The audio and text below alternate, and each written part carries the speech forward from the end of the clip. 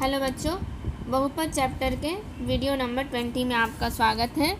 हम प्रश्नावली 2.3 के सवालों का हल कर रहे थे। इस वीडियो में 5 नंबर के सवाल का हल करेंगे। 5 नंबर का सवाल है, बहुपदों px, gx, qx और rx के ऐसे उदाहरण दीजिए जो विभाजन एल्गोरिदम को संतुष्ट करते हो तथा पहला है घात px बराबर घात qx हो। ठीक है, तो आप घात यानी जानते किसी भी बहुपद में घात क्या होता है। आप घात होता है उस बहुपद में जिस पद का अधिकतम घात जितना होता है। जैसे उदाहरण के तौर पे हम मान लेते हैं एक बहुपद px बराबर 3x4 प्लस 2x³ प्लस 4। ठीक है, इस बहुपद का घात कितना है। देखिए सभी पदों में x का घात इसमें 3 है, इसमें 4 है, तो अधिकतम क्या है 4, तो इस बहुपद का घात होगा 4। ठीक है, तो कुछ और चीज़ें भी इसमें हमें नोट करना है कि जब हम कोई दो बहुपद को जोड़ते हैं, ठीक है, मान लो कि ये px है और एक कोई बहुपद है tx बराबर है 2x³ प्लस 3x², इस तरह से। अब जब हम इन दोनों को जोड़ेंगे तो जोड़ने पर क्या मिलेगा हमें। समान पदों को हम जोड़ते हैं, जो समान नहीं है उसको एज इट इज़ लिखेंगे। x के पावर में 4, यहाँ कोई पद नहीं है, तो ये px जोड़ tx हो जाएगा 3x के पावर में 4, x³ 2x³ प्लस 2x³ हो जाएगा 4x³ प्लस x² का यहाँ कोई पद नहीं है, ये वाला पद एज इट इज़ लिखा जाएगा। कांस्टेंट पद यहाँ कोई नहीं है, यहाँ पर 4 है। तो जोड़ने पर कभी भी जब हम दो या दो से अधिक बहुपद को जोड़ते हैं, उस प्राप्त बहुपद का घात क्या होता है कि वो जो जोड़े गए बहुपदों में जिस बहुपद का घात अधिक होता है वही योगफल का घात होता है।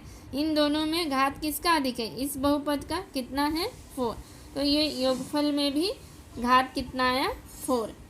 दूसरा चीज़, यदि हम कोई दो बहुपद को गुणा करते हैं, जैसे कि मान लीजिए tx बराबर एक बहुपद है 2x² प्लस 3x और mx बराबर एक बहुपद है 4x³ प्लस 2।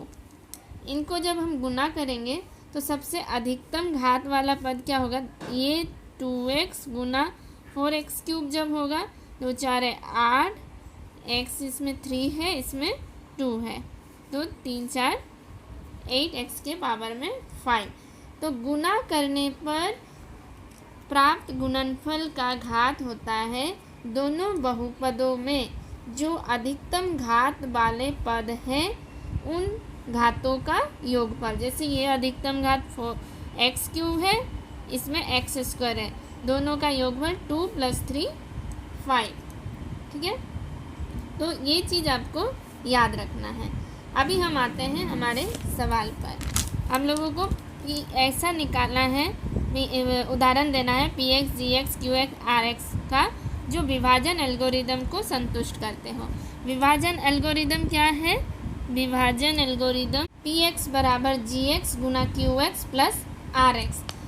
ये rx जो है रिमाइंडर है, इसका घात हमेशा gx के घात से छोटा ही होगा, क्योंकि भाजक जो होता है वो शेषफल से बड़ा होता है। यदि शेषफल भाजक से बड़ा हो जाएगा तो फिर हम उसको फिर से भाग देते हैं और उसको छोटा बनाते हैं। इसलिए ये याद रखना है, gx का घात हमेशा rx से बड़ा होगा। ठीक है, तो अभी पहला क्वेश्चन क्या है कि हमें px बराबर घात qx करना है। ये देखो इसमें px का घात px का घात क्या होगा, px बराबर ये प्लस ये, यानी कि इसका घात के बराबर होगा, क्योंकि rx तो इस घात के छोटा होगा और ये, तो हमें आर एक्स से अभी कोई मतलब नहीं है, पी एक्स का घात क्यू एक्स के घात के बराबर करना है, तो इसको हम भूल जा रहे हैं, ये जो भी आएगा हम देखेंगे।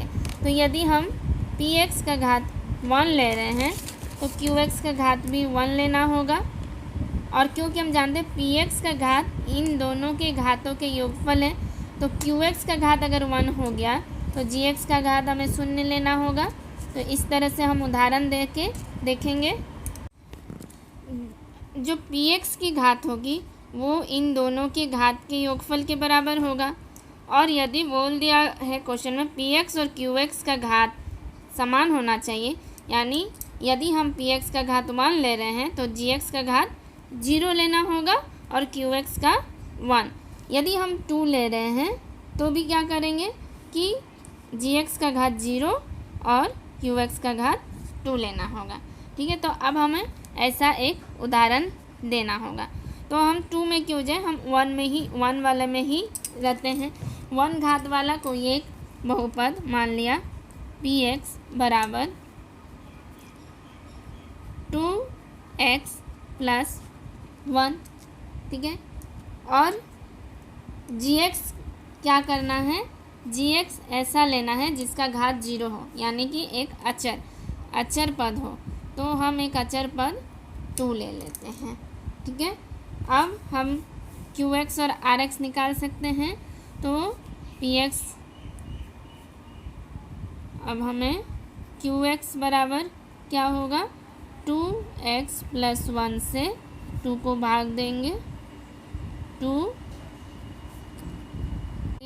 तो हमारा क्यू एक्स आ गया x और आर एक्स बराबर 1 आ गया। ठीक है, तो ये हमने निकाल लिया। ये विभाजन एल्गोरिदम को भी संतुष्ट कर रही है, आप पुट करके देख सकते हैं। पी एक्स 2x प्लस 1 है और जी एक्स से 2, क्यू एक्स से x 2x प्लस 1। ये सिंपल सा एक उदाहरण हो गया, यही आंसर हो गया आपका।